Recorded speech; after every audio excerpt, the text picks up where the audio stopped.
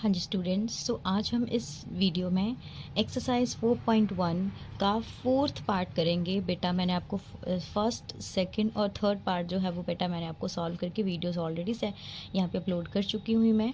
अगर आप लोगों ने नहीं देखी हैं तो वो पिछली वीडियोस आप लोग देख सकते हो। ठीक है, अब इस वीडियो में हमने जो है वो फोर्थ पार्ट जो है वो सॉल्व करना है। फोर्थ पार्ट में देखो आपको क्या बोल रहा है, right equation for the following statements. यानी कि हम पहले क्या कर रहे थे कि इक्वेशंस हम सॉल्व कर रहे थे, लेकिन अब हमें स्टेटमेंट दी हुई है और इस स्टेटमेंट से आपको क्या करनी है कि इक्वेशन बनानी है। तो इसको बहुत ही ज़्यादा हम इसको हम इजीली बना सकते हैं। देखो सबसे पहले करना क्या है, आपको बोला गया है the sum of number x and 4 is 9। अब देखो जहाँ पे भी आपको सम दिया हो, सम का मतलब होता है प्लस। ठीक है, यहाँ पे सम दिया हुआ है ना, तो यहाँ पे बोला हुआ है the sum of number x and 4 is 9।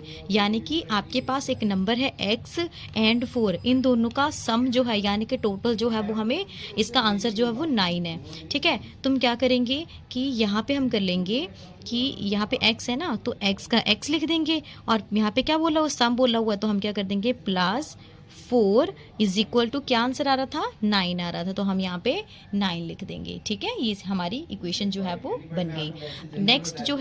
Next equation, next में हमें क्या बोला गया है कि 3 सब्ट्रैक्ट फ्रॉम y गिव्स 9।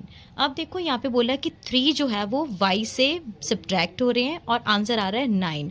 यानी कि क्या करेंगे, y माइनस, क्योंकि सब्ट्रैक्ट लिखा है ना तो माइनस का साइन लगाएंगे, y minus 3 is equal to क्या आंसर आ रहा है 9, तो हम यहाँ पे लिख देंगे 9।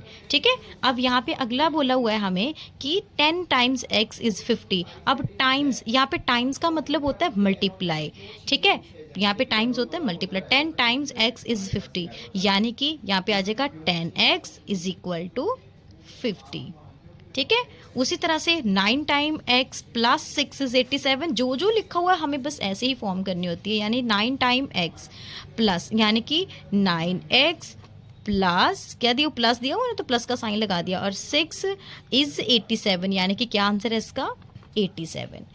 ठीक है, उसके उसी के जैसे हमारे पास यहाँ पे है फिफ्थ पार्ट, जो है फिफ्थ पार्ट में हमें इक्वेशन दी हुई है और इसकी हमें स्टेटमेंट बनानी है। ठीक है, यहाँ पे क्या बोला हुआ है कि यहाँ पे एक और सम जो भी है, एक सम और रह गया हुआ है। जैसे यहाँ पे बोला हुआ 1/5 of a number y minus 6 gives 3। यानी कि 1/5 ऑफ अ नंबर y, यानी कि 1/5, जब भी आपको 1/5 1/6 या कुछ भी ऐसे बोला हो ना, तो आपको क्या करना है, 1/5 बोला ना तो इसको क्या कर लेंगे, y ओवर ये वाला 6 गिव्स क्या कर रहे हैं हमें 3।